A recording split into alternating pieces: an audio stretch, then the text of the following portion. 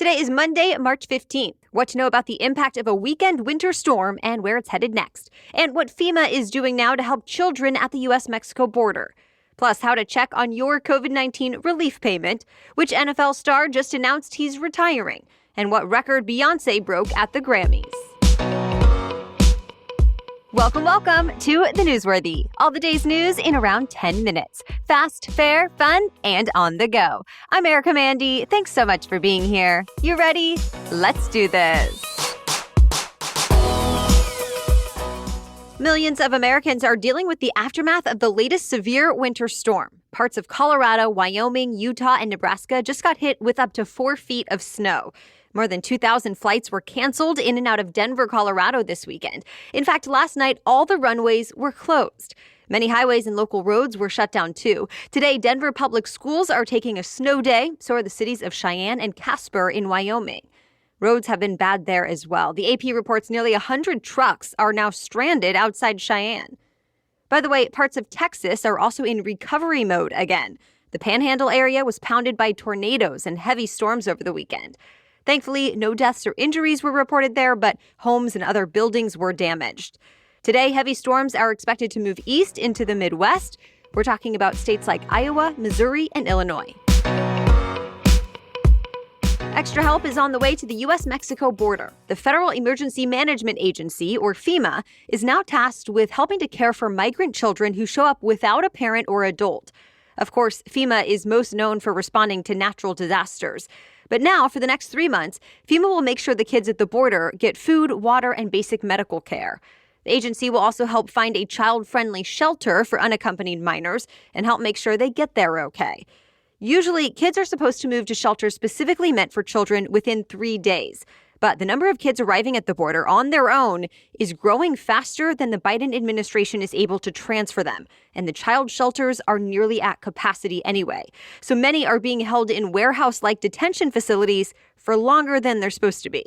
So why is this happening? Well, that depends on who you ask. Top Republicans in Congress say President Biden is to blame since he's been rolling back certain tough immigration policies. But some Democrats argue we're only seeing an increase now because the problem was ignored for the last 4 years.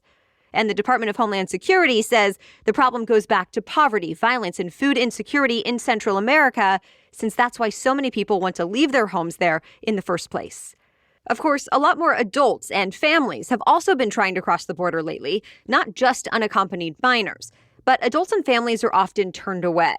Under Biden, the rules are different for kids who show up alone.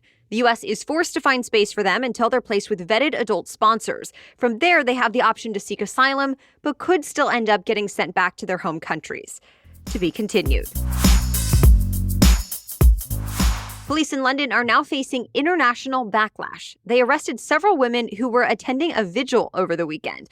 The event was held in honor of Sarah Everard, a 33-year-old woman who disappeared on her walk home earlier this month.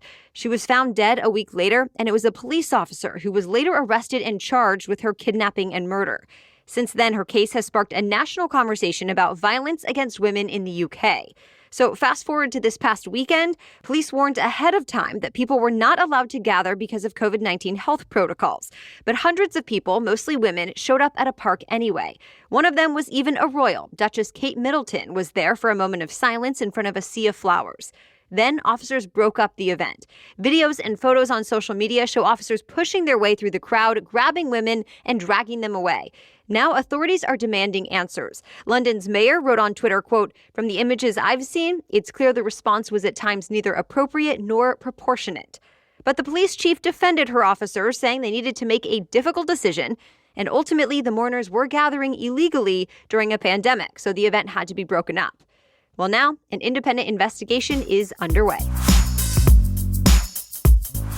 Well, back in the U.S., police officers have had to break up some big crowds gathering for spring break. About 100 people were arrested over the weekend in Miami Beach, Florida, where police responded to unruly crowds.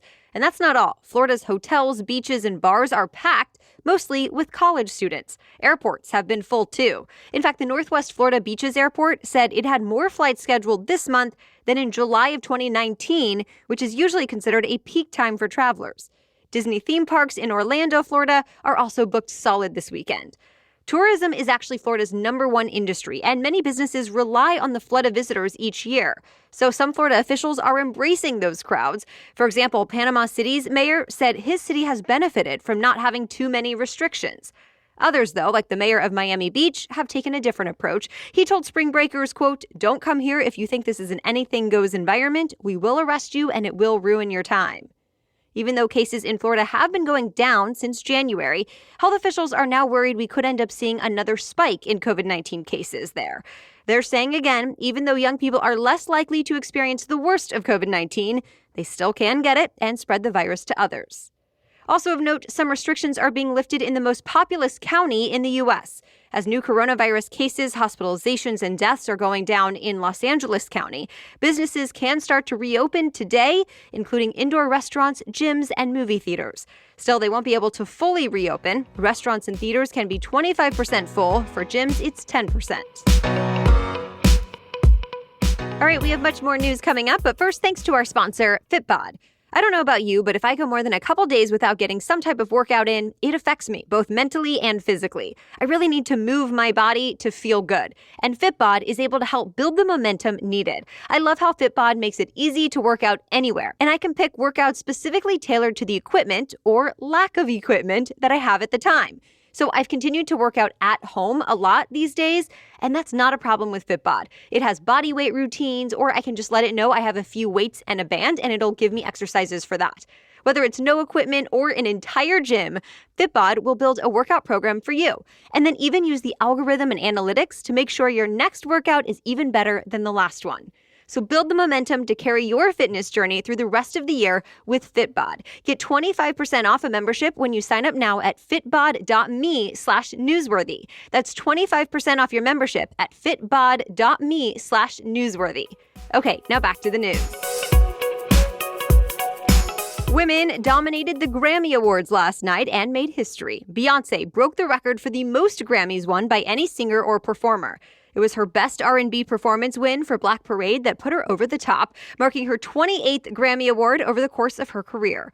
It was 4 other women, though, who actually won the top 4 awards of the night. Megan Thee Stallion won Best New Artist. Song of the Year went to her for I Can't Breathe.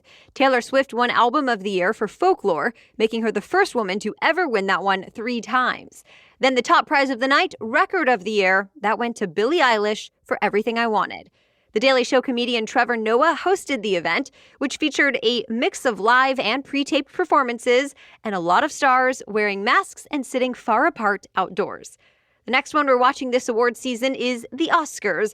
Those nominations will be announced this morning. Get your brackets ready. We now know which teams are going to this year's NCAA men's basketball tournament known as March Madness.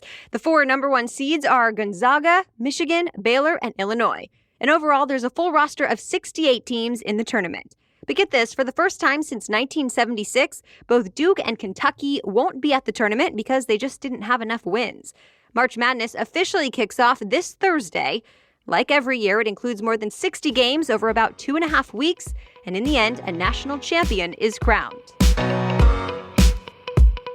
Legendary quarterback Drew Brees is retiring. Brees broke the news on social media with a video of his kids cheering about getting to spend more time with their dad. Brees has had a 20-year career in the NFL and the last 15 years with the New Orleans Saints. In fact, he led the Saints to their first and only Super Bowl win. That year, he was named Super Bowl MVP. He also appeared in 13 Pro Bowls, won an ESPY for Best NFL Player, and was named Sports Illustrated's Sportsman of the Year. As for what's next for Brees, several news outlets have reported Brees will become a football analyst for NBC. Stay tuned. The longtime host of ABC's The Bachelor and The Bachelorette, Chris Harrison, will sit the next season out. Instead, the hit show The Bachelorette will have 2 new co-hosts filling in. Former Bachelorettes Tayshia Adams and Caitlin Bristow. You might remember Harrison has stirred up a ton of controversy in recent weeks. He defended this season's Bachelor contestant Rachel Kirkconnell. She faced backlash for going to an antebellum plantation-themed fraternity formal back in 2018. Antebellum-era celebrations have been widely criticized for roots in slavery and racism. Well, in a TV interview, Harrison basically said she was getting some unfair criticism because it happened a few years ago and she may not have known better. Critics fired back, saying he was excusing racism. Harrison and Kirkconnell have both since apologized, but Harrison is still being sidelined from the show. At this point, it's not clear what Harrison's future is with the franchise. In fact, you won't see him on tonight's After the Final Rose special. Instead, ABC tapped Emmanuel Acho to host tonight's Bachelor finale. The former NFL player is more recently known as the author of the New York Times bestselling book, Uncomfortable Conversations with a Black Man. More to come. And that's it for your main news today, but now it's time for Money Monday, when we talk about one interesting money-related news story. And today we're talking about how to track your latest COVID-19 relief payment. But first, this episode of The Newsworthy is presented by America's leading beverage companies who are working together to reduce plastic waste in our environment. Not all plastic is the same. America's beverage companies are carefully designing 100% recyclable plastic bottles, including the caps. Their bottles are made to be remade, and they're investing in community recycling programs to help get more bottles back so they can be turned into material used to make new bottles. That completes the circle and reduces plastic waste. Please help get every bottle back. Learn more at everybottleback.org. Again, that's everybottleback.org. Okay, now back to Money Monday and how to track your latest COVID-19 relief payment. Banks started processing the payments over the weekend, and you can now check online to see when you'll get yours. The IRS updated the Get My Payment tool on its website, and with it, you can see the status of your payment and when it's supposed to be delivered.